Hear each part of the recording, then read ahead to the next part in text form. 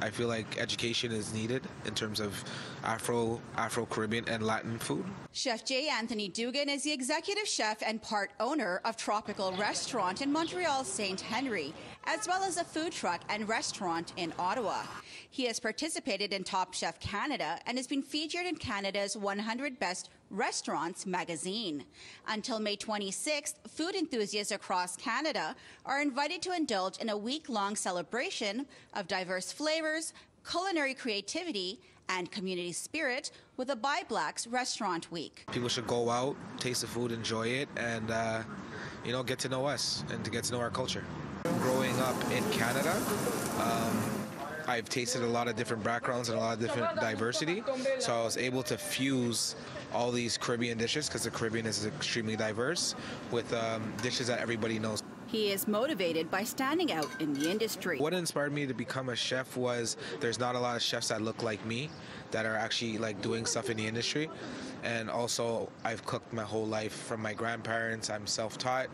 So I wanted to change the culture a little bit, and I wanted to show my culture that you could also do a lot more in terms of the culinary field.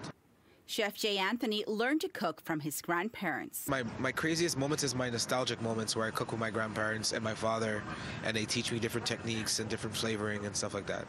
He says he understands what it feels like to be the underdog. When you see like a lot of Italian chefs or Asian chefs, and you have another background of a young Asian child, you see that there's somebody that's opened multiple restaurants and done this, so it's not impossible. When I started cooking, there wasn't that many chefs, especially in the Canadian spectrum, that was like from a Caribbean background or Caribbean descent, that had multiple restaurants, food trucks, TV appearances. So the reason I'm saying that is because I would like more of not just Caribbean culture, but African, brown, and any kind of minority to really push the envelope, and so other kids, like my son and other kids, could be like, oh look, my dad did it and other people did it, so I'm gonna try it myself.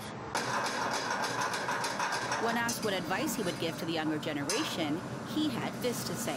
A lot of crying nights, a lot of broke nights, but it's one of the most gratifying jobs in the world, and if you really love it, definitely do it. In Montreal, Fariha Naqvi-Mohamed, City News.